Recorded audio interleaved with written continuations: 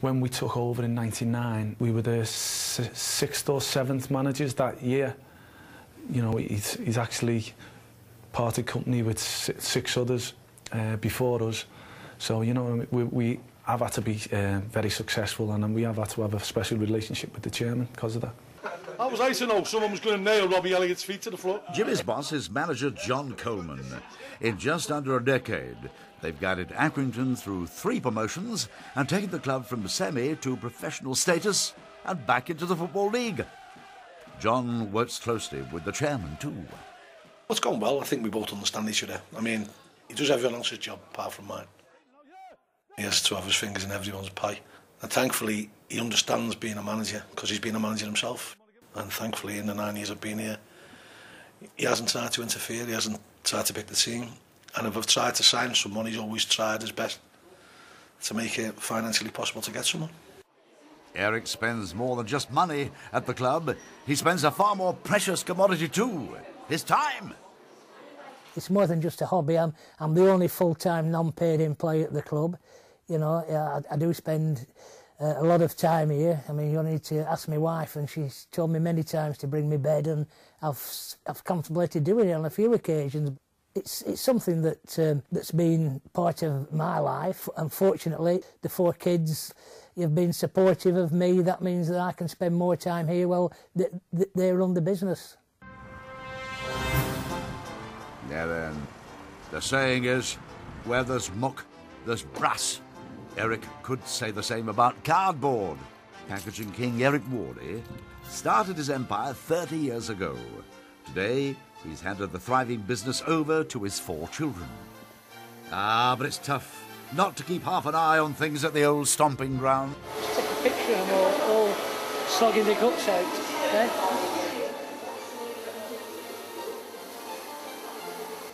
The success of EW Cartons has allowed Eric to focus on the unique challenge of running Accrington Stanley Football Club. It may be his toughest test yet. Our gates, to be honest, you know, they are the worst in the league. We charge the lowest prices for anybody.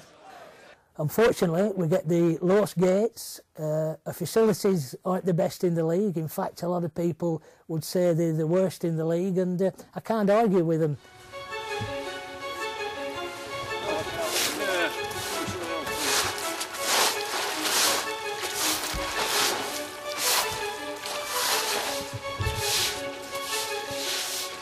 Oh, it's mid-February, and up here, we don't have a climate, just weather.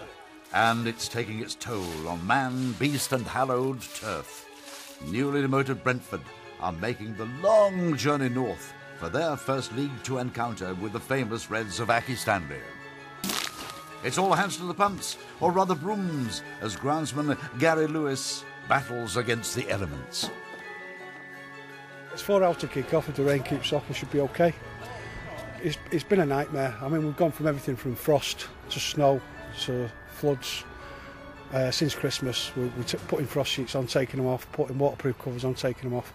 But the rain is just running under the covers. That's what happened last night. It's been torrential. It's just going underneath. The pitch has got a natural curve in it, so everything like runs to the bottom end. Forking the bottom end? Could be forking useless? We're just going to disappear around the back out of the way at kick-off time.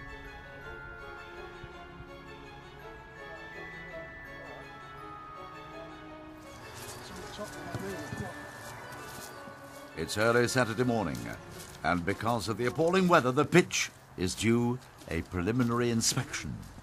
Gary quietly keeps his fingers crossed. Throw the sand down now. Yeah, I can't see any reason to anyway. Right, happy with that then. No problems. Look, sit me on none of that, you know.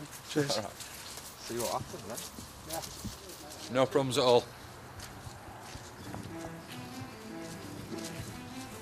We've just had a quick look, and as far as I can see, there's no problems as long as he starts chucking a bit of sand on and forking around. It shouldn't be a problem, but it depends on how much rain we're going to get, really.